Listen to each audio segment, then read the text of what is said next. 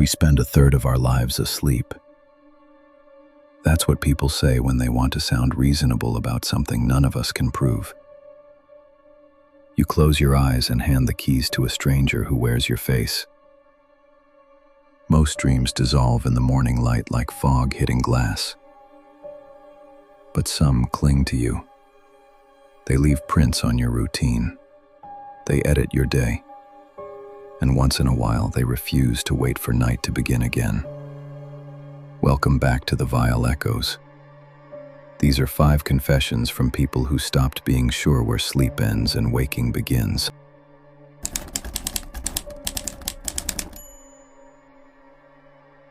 I used to think waking was simple. Alarm, sunlight, messages, coffee. A line of small, predictable moments. Then I started dreaming of that line on repeat. Every night the phone would buzz at 7:12, the exact way it does when my coworker texts me. The screen would show "You're late again, LOL." And the same rectangle of light would lie across the floorboards in a slant I could measure with my eyes closed. I'd swing my feet down, feel the cool seam in the rug, and walk to the kitchen. Somewhere between the sink and the coffee maker, something would resist me, like the air thickened for half a second. Then I'd blink and I'd be in bed again, heart skittering like I'd tripped over a step that wasn't there. By the second week, I started cataloging the differences. The dream sunlight was half a tone too warm. The fridge hummed 1 note lower. The hall smelled like chamomile when I hadn't made tea.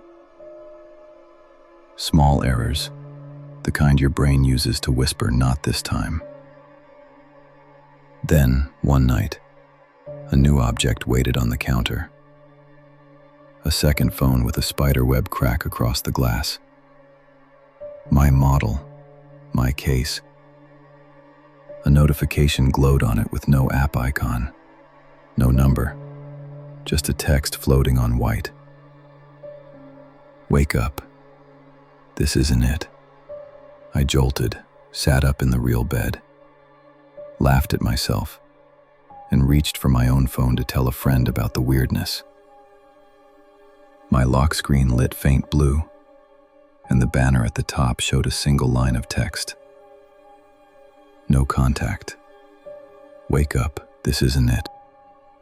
I held my breath until my chest hurt and did the only ritual that makes modern people feel safe.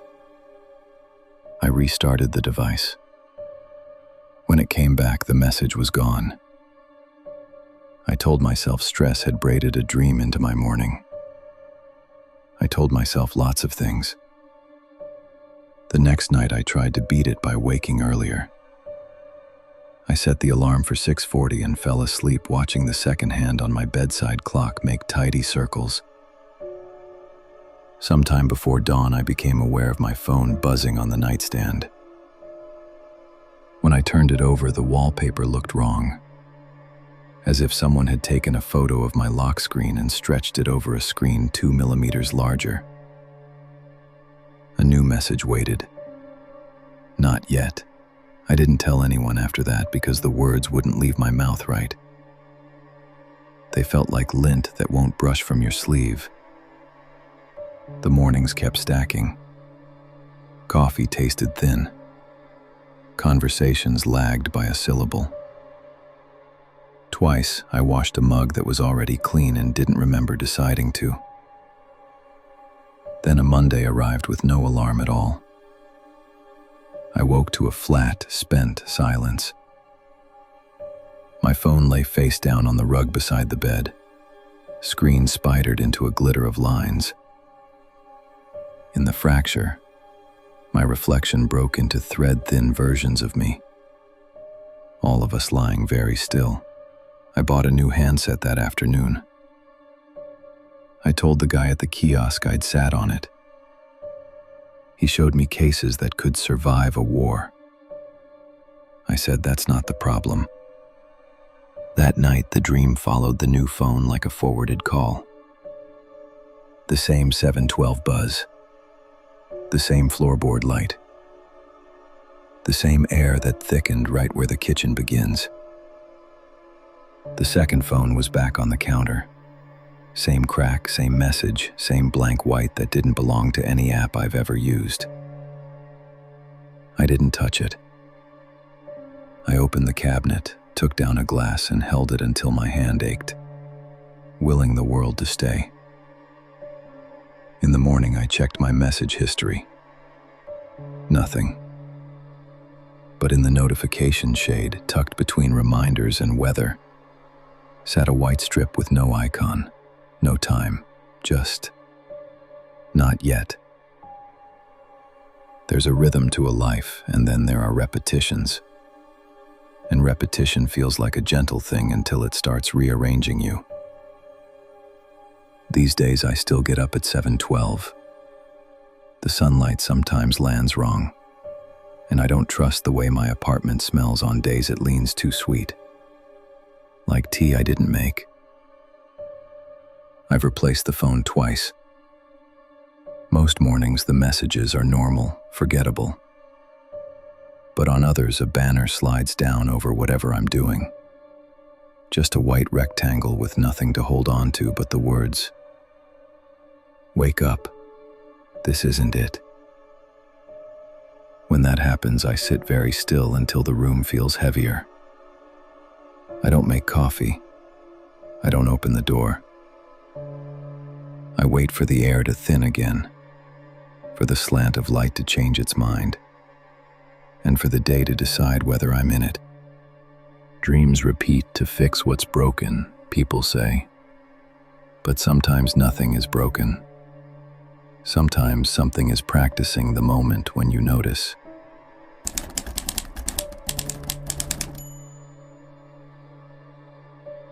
The building I work in goes from lobby to 13 with no 5. Between 4 and 6 is a concrete band where utilities live, all painted the same institutional gray. I never noticed until the dreams. In them, the elevator doors would open on a floor that shouldn't exist. A hallway stretched left and right. Carpet the color of cold tea. Lights spaced too far apart. A woman in a gray coat stood in the corner of the car with her back to me. She didn't belong to anyone I knew. She never looked up.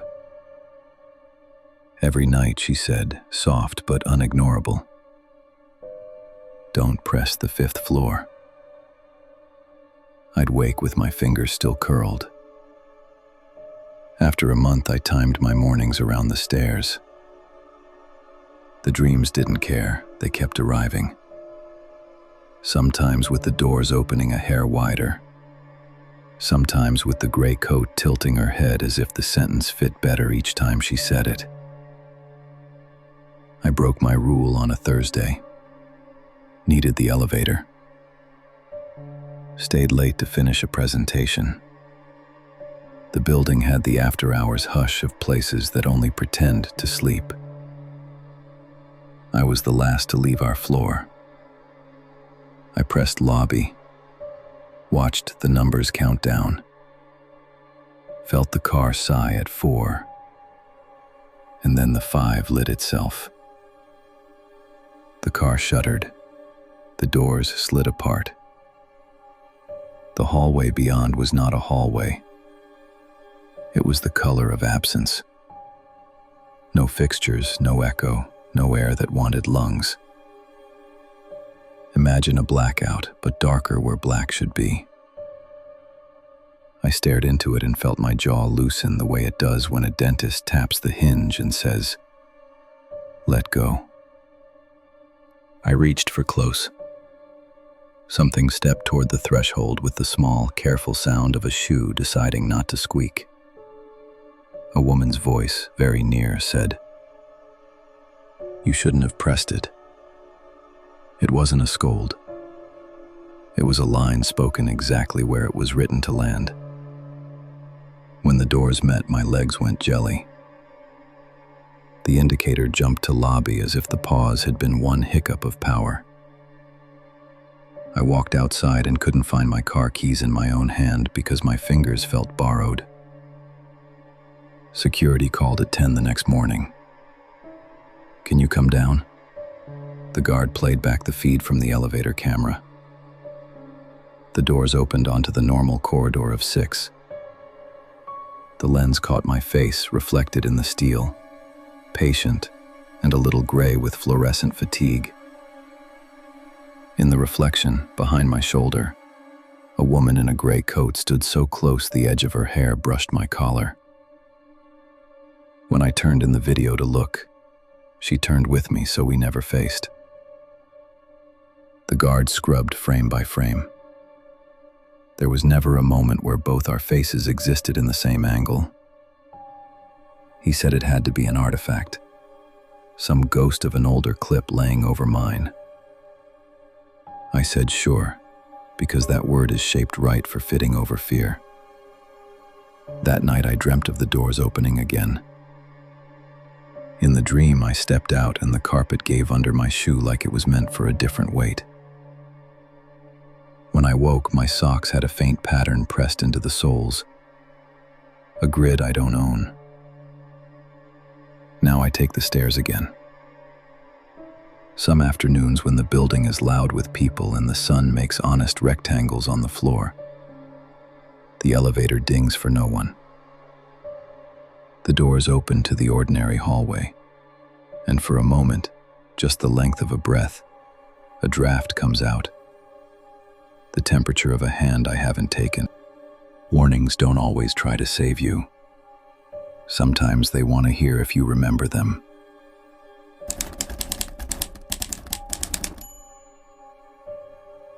For months I dreamed the same drive. A 2-lane road along the edge of town. A fence that leans like it's listening. A house with its windows dark. I'd pass it and think, I know you, but I couldn't remember from where. The dream always ended before I turned around.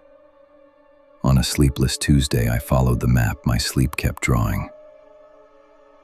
After a few wrong turns that somehow felt right, there it was.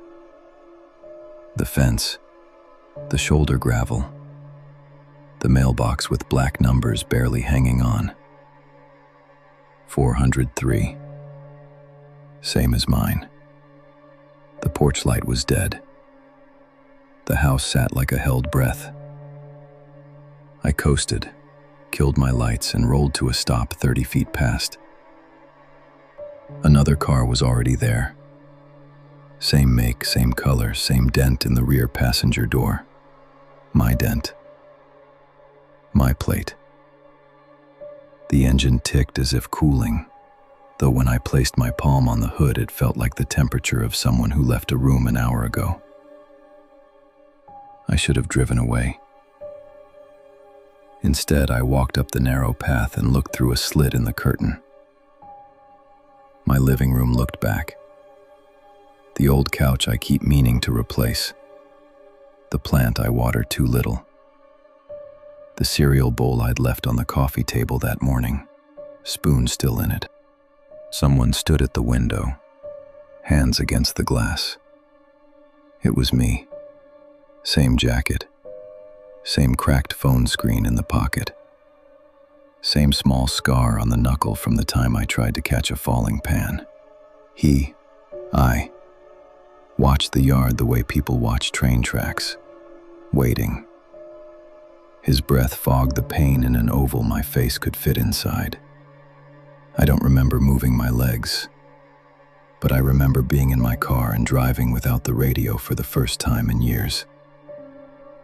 Home was 20 minutes the other direction. I parked 3 blocks away and walked the rest. My porch light glowed the ordinary color of cheap bulbs.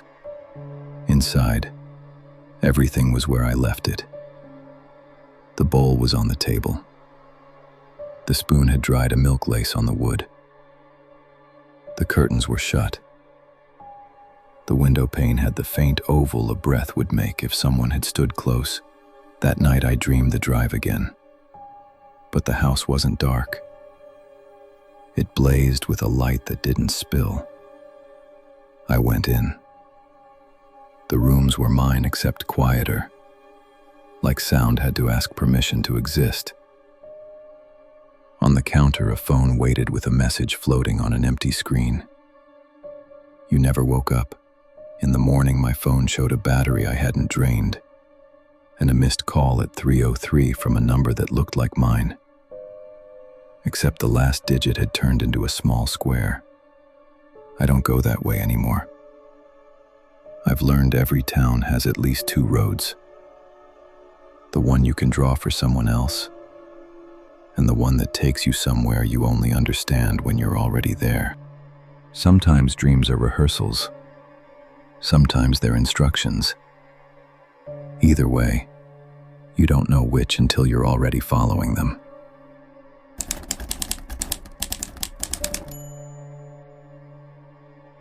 Friends joke that I talk in my sleep. I pictured harmless mumbling, embarrassment at worst. I set my phone to record as a dare to myself, and woke eager to laugh at whatever nonsense I'd said. Night 1. My own voice. A slurry of syllables that meant nothing. Night 2. A laugh, not mine. Too close to the microphone, like a mouth hovering over the grill. Night 3. Silence for 6 hours. Then a whisper on the pillow. My name. As if someone were tasting it for accuracy. I deleted the files and told myself walls leak and radios wander. The next morning, a new memo waited on my lock screen, with the red bar under it like it had been recorded while I was still asleep. When I pressed play, I heard breathing. Mine. Then a second breath that kept time with mine until halfway through it chose its own pace. A scrape followed, like a fingernail adjusting itself on fabric. The sound made my molars ache. I moved the phone across the room.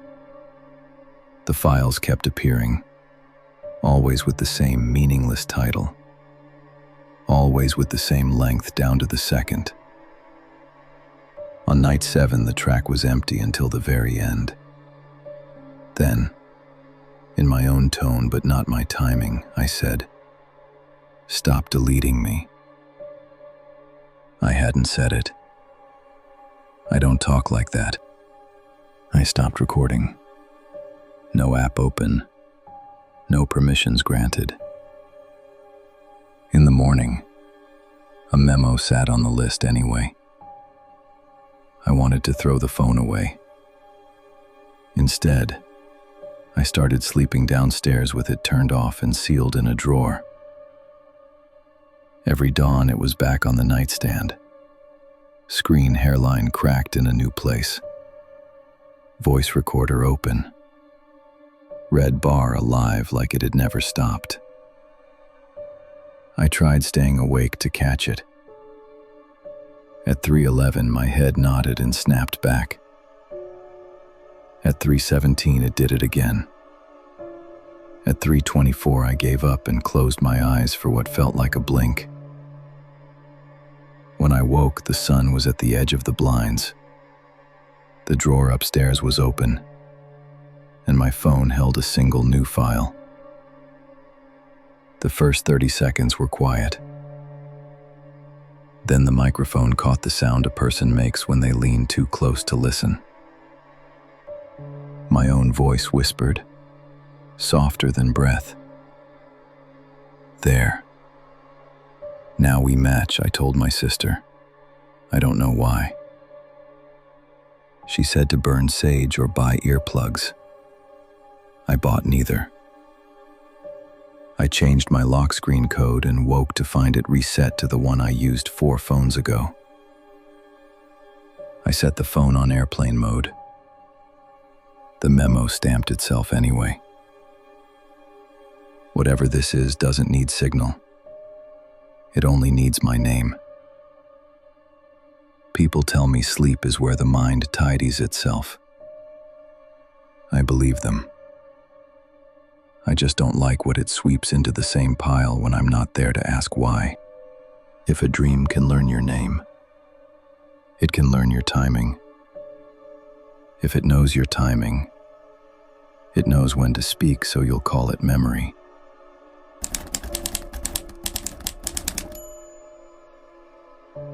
When I was 8, the nightmare began like a routine. I'd open my eyes and see a figure at the foot of the bed. Tall and still. Black, like someone cut a person out of the night and stood it where my feet end. It never moved closer. It never left until I blinked too hard and morning dropped into place like a stage set. By 12, I timed it. 34 seconds before my chest got tight. 50 before I had to close my eyes. By 20, I'd made a bargain with it. If it stayed there, I would stay here. We could share a room as long as we obeyed the line between us. Last winter, I woke into the dream and the foot of the bed was empty. My first feeling wasn't relief. It was a thin, lost panic, like the moment you realize you don't know where you put your wallet. I shifted my weight and the mattress dipped behind my knees, barely, as if someone had just sat down and was waiting for me to understand what that meant. I lay very still and listened. The apartment knows how to be quiet, but this was a shaped quiet, the kind that holds room for a single breath.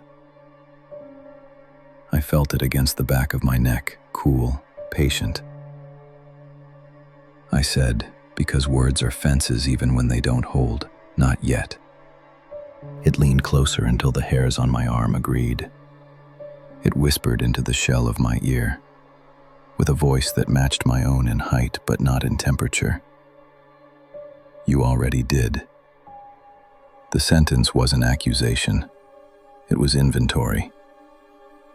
When I woke, the morning light made a pale rectangle on the wall that looked like every other morning's rectangle.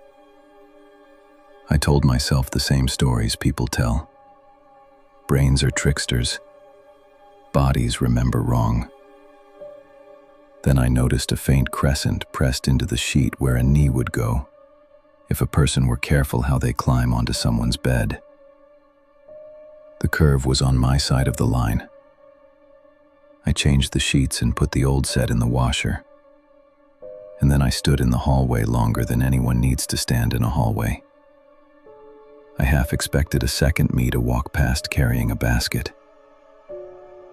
Nothing did. That night I slept with the lamp on. The figure didn't come. The next night I turned the lamp off and waited. The figure returned to the foot of the bed like a duty resuming. People like to say nightmares can't hurt you. That's true in the way rain can't drown you. It only takes what you give it time to take. I keep my eyes open a few seconds longer now. Not because I think I can stop anything, but because I want to know where I am when I hear the breath that matches mine, and the little difference that proves it isn't me. Dreams are supposed to fade when you wake. The world wants to be solid again, and most mornings it manages. But some dreams don't know their place. They linger in the doorways and the elevator gaps, in the smell of tea you didn't brew, in the quiet that rearranges itself around your name. They wait for you to close your eyes, so they can finish a sentence they started yesterday. If you've had a dream that didn't stay in your sleep, tell me about it in the comments, or send it to the Vile Echoes. Your confession might be the next whisper someone hears in the dark. If you made it this far, don't wake up just yet. Subscribe, turn on the bell, and stay with the Vile Echoes, because the next story might already be dreaming of you.